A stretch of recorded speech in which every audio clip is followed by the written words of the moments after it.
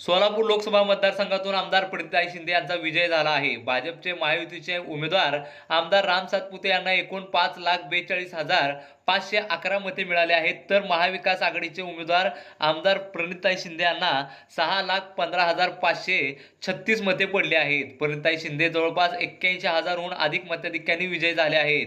त्यांच्या विजयात मोहोळ विधानसभा मतदारसंघाचा सिंहाचा वाटा राहिला असून पंढरपूर मंगळामधून देखील त्यांना 60,000हून अधिक मताधिक्य मिळाले आहे। सोलापूर जिल्ह्यामध्ये प्रणिताई शिंदे यांचा विजय होताच नगरसेवक अक्षय गंगेकर यांनी हलगीच्या तालावर गुलालात बेधुंद होऊन पंढरपूर शहरामध्ये जोरदार जल्लोष साजरा केला। यामध्ये महाविकास आघाडीला घवघवीत यश मिळाले असून इंडिया आघाडीच्या उद्या बैठकीनंतर देशभरात काँग्रेसचे सरकार येईल असा दावा देखील नगरसेवक अक्षय गंगेकर यांच्या वतीने करण्यात आला। तसेच मोदीच्या हुकुमशाही आणि मनमानी कारभाराला जनता वैतागली असून म्हणूनच जिल्ह्यामध्ये मोहिते पाटील आणि प्रणिताई शिंदे यांचा विजय झाला असे देखील भाकीत त्यांनी केले। भविष्यात आमदारकीच्या माध्यमातून राज्यात सुद्धा नमस्कार, मी सोहन जयस्वाल, सोलापूर आपलं स्वागत आहे। आपण पाहतात सोलापूर चॅनल सामर्थ्य संवादाचे प्रणिताई सोलापूर जिल्ह्यातून विजयी झालेले आहेत। त्याच पद्धतीने माळा मतदारसंघात सुद्धा धैर्यशील मोहिते पाटील विजयी झालेले आहेत। महाविकास आघाडीने आता सोलापूर जिल्ह्यात महाविकास आघाडीने महाराष्ट्रात मुसंडी मारलेले जवळपास 30 ते नमस्कार, मी सोहन जयस्वाल, सोलापूर आपलं स्वागत आहे। आपण पाहतात सोलापूर वाहिनी चॅनल सामर्थ्य संवादाचे प्रणिताई सोलापूर जिल्ह्यातून विजयी झालेले आहेत। त्याच पद्धतीने माळा मतदारसंघात सुद्धा धैर्यशील मोहिते पाटील विजयी झालेले आहेत। महाविकास आघाडीने आता सोलापूर जिल्ह्यात महाविकास आघाडीने महाराष्ट्रात मुसंडी मारलेले जवळपास 30 ते 31 उमेदवार हे महाविकास आघाडीचे आलेले आहेत। त्याच पार्श्वभूमीवर आज आपण आलो आहोत नगरसेवक अक्षयजी गंगेकर येथे, कारण की यांनी देखील सोलापूर जिल्ह्याचे आमदार प्रणिताई शिंदे यांना खासदार करण्यासाठी अनेक वेळा प्रचार यंत्रणा राबवली होती। त्यांच्याशी आपण संवाद साधणार आहोत। सर, काय सांगू शकाल ज्या पद्धतीने आज प्रणिताई शिंदे यांचा विजय झाला आहे, काय वाटतं? आज खऱ्या अर्थाने लोकशाहीचा विजय झालेला आहे, कारण गेले 10 वर्ष झालं या मोदी सरकारनं ह्या देशामध्ये एक प्रकारे हुकुमशाही आणली होती। कोणालाही आतमध्ये धरून टाकणे, ईडी लावणे, सीडी लावणे, अशा प्रकारे गोरगरिबावर म्हणजे दलित समाजही आपले बंधू असतील, मुस्लिम समाजही असतील, ओबीसी असतील, मराठा बांधव असेल, आरक्षणाचा प्रश्न असेल, ह्या लोकांनी सतत लोकांची दिशाभूल करण्याची हे केलेलं जनतेचं, आणि सदैव लोकांना फसवण्याचं काम केलेलं आहे। गॅसची रेट बघा, पेट्रोलची रेट बघा, नुसतं खोटं बोलण्याशिवाय यांना धंदा नाही काय। ह्या लोकांना लाईट बिलचा प्रश्न असेल, शेतकऱ्याचे प्रश्न असतील, गोरगरिबाचे MIDCचा प्रश्न असेल, काय नाही, नुसते एका कुठल्याही जाती धर्मात तेढ निर्माण करायचा, या अशा पद्धतीनं राजकारण लेडीज चालत नाही। आणि विकासावर लोक बोलतात, आणि राहुल गांधी यांच्या नेतृत्वाखाली लवकरच भारतामध्ये काँग्रेस सरकार ह्या ठिकाणी इंडिया आघाडी सरकार येईल। एकीकडे ही लढाई जनते वेसेस धनदांडग्यांची होते असं बोललं जातंय। आज बीडचं पार्सल बीडला जाईल असं तुम्हाला वाटते, काय सांगू? बीडचं पार्सल मोहिते पाटलांनी पाठवून दिलं तेव्हा माघारी विषय संपलेला आहे। त्या लोकांना असं वाटत होतं की आम्ही जी सांगेल ती होणार, पण भारत ही लोकशाही प्रधान देश आहे, यात लोकशाही चालती, लोक जी ठरवतील त्यालाच त्या ठिकाणी निवडून येतात लोक, कोणाची हुकुमशाही इथं चालणार नाही।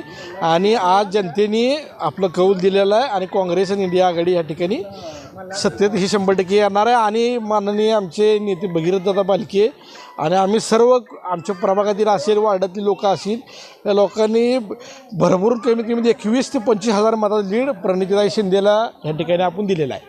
एकीकडे आता तुम्ही म्हणाल की आमचे नेते भगीरथ बालके काही दिवसावर आमदारकी येणार आहे, लोकसभेनंतर आमदारकीमध्ये देखील महाविकास आघाडी मुसंडी मारेल, तुम्हाला असं वाटतंय का? जोर धरेल वाटतंय? 100%। आता या ह्यावरून बघता की तुम्ही 240 खासदार इंडिया आघाडीची, आणि भाजपला अजून बरेच ठिकाणी म्हणजे सरकार त्यांचं मला वाटत नाही एवढं तर त्याला सोपं जाईल, पण 100% यंदा विधानसभेला 100% उद्धव ठाकरे गट, शरद पवारांचा गट आणि काँग्रेस 100% जवळजवळ 200 फूट जागा निवडून येतील यांच्या। भगीरथ भालके यांचा करिश्मा पंढरपूर आणि मंगळामध्ये कायम आहे असं मला वाटतंय का? कारण की विरोधकांकडून असं बोलण्यात आलं होतं की पंढरपूर आणि मंगळा या मतदारसंघातून परिचारक आणि अवताडे हे करिश्मा दाखवून देतील आणि मताधिक्य हे राम सातपुतेंना भरपूर प्रमाणात मिळेल. काय वाटतं? आता कसं आहे माहिती आहे का, करिश्मा म्हणजे कसं आहे, जनता ही यांना वैतागलेली होती. 10 वर्ष झाल्याने निवडून देते. यांनी 400चा गॅस 1000वर नेला, पेट्रोल 60 रुपयाचं पेट्रोल यांनी 110 रुपयावर नेलं, डिझेल 70 रुपये मिळत होतं 95 रुपये करून ठेवलं. मग आता मला सांगा, गोरगरीब जनता राहणार, ज्याला करून खायचं पडलेलं आहे, ती लोक रस्त्यावर फिरायला लागले, ह्यांना ही बडे बडे बातांगेदे खायला आता अशी यांची परिस्थिती झाली होती. त्यामुळे जनतेनं आता योग्य ठिकाणी यांना यांची योग्य जागा दाखवलेली आहे. आणि आणि आता ह्या तुम्ही रिझल्ट बैल कमी कमी 25,000 ते 24,000 रुपये लीड आहे आपल्या पंढरपूर मंगळवेढ्यातनं. तसं म्हणलं गेलं तर भगीरथ आता तर आहेच, काँग्रेस असेल, उद्धव ठाकरे गट असेल, परत तुमचे आपले ही असेल शरद पवार गट असेल, सगळ्या गटांनी, सगळ्या लोकांनी, सगळ्या जाती धर्माच्या लोकांनी या ठिकाणी काँग्रेसला निवडून देण्याचं काम त्या ठिकाणी केलेलं आहे. म्हणजे आगामी काळात काँग्रेस उभारी घेईल 100%. आता महाराष्ट्रात सत्ता 100% काँग्रेस, राष्ट्रवादी आणि उद्धव ठाकरे गटांची बसणार. त्याच पद्धतीने आपल्यासोबत काही युवक वर्ग देखील आहे. आपण त्यांच्याशी संवाद साधणार आहोत. एक युवक म्हणून काय वाटतं, कारण की ही लढाई प्रणिताई शिंदे यांनी सांगितलं होतं की युवकांनी हाती घेतली. ही जी लढाई खरं तर युवकांनी हाती घेतलेली आहे, कारण युवकांवर एवढा अन्याय झालेला आहे की शिक्षण घेऊनसुद्धा त्यांना बेरोजगार राहण्याची वेळ त्यांच्यावर आली होती. मोदी सरकार म्हणतं आहे की तुम्ही शिक्षणापेक्षा कुठं भजेची गाडी लावा, कुठं ह्याचे गाडी लावा, कुठं काय करा, हे असलं पंतप्रधानचं भाष्य कधीच नसावं. शिक्षण घेऊन युवक कुठं मोठ्या पदावर गेला पाहिजे असं त्यांचं बोलणं पाहिजे होतं, पण ते त्या बोलण्यात जरा चुकलेत. पण आता आमचा विजय झालेला आहे आणि आमची इंडिया आघाडी ही वर केंद्रात सरकार स्थापन करेल आणि त्याच्यानंतर पुढं मग राहुल गांधी हे युवकांना चांगल्या पद्धतीने रोजगार निर्माण करून देतील. मुस्लिम वर्गाचा फटका बसला असं मला वाटतं. मुस्लिम वर्गांचा फटका त्यांना पहिल्यापासून बसतच आलेला आहे, ह्याच्यात काय वावगं नाही. पण मराठा समाजांचा साधारण 90% त्यांना फटका या आरक्षणाच्या संदर्भातून त्यांना बसलेला आहे. त्यामुळं या गोष्टीला हां फटका देखील बसला आहे असं वाटतं, कारण की वारंवार राहुल गांधींनी आव्हान केलं होतं की संविधान वाचवण्यासाठी एक व्हा. काय वाटतं? कसं आहे, डॉक्टर परमपूज्य बाबासाहेब आंबेडकर यांनी आपलं संविधान ह्या ठिकाणी, ह्यांच्यामुळे हे देश आज चालतो आहे. बाबासाहेब आंबेडकरांमुळं आपला लोकशाही आपल्या देशात जिवंत आहे. मग अशा महामानवाच्या संविधानाला तुम्ही बदलायला निघाला आहे, ही अक्षरशः निषेध आणि दुर्दैवी गोष्ट आहे. आज आपला देश जो चालू आहे आपला, तो बाबासाहेबांच्या संविधानावरच चालू आहे. मग हे लोक आज संविधान बदलायला निघालेले, जाती धर्मात त्या ठिकाणी तेढ निर्माण करण्याचा प्रयत्न होतो आहे. आज आपल्या देशामध्ये कितीतर जातीचे, किती धर्माचे लोक राहतात, आपण सगळे मिळून एकत्र राहतो. आणि जाती धर्मात जर भांडणं लागत असेल तर मग अशा लोकांना निवडून देऊन काय उपयोग. आणि जे बाबासाहेबांच्या ह्याला धर्माला आपल्या ह्याला संविधानाला जे बदलायला निघाले, ह्याचा मी निषेध करतो.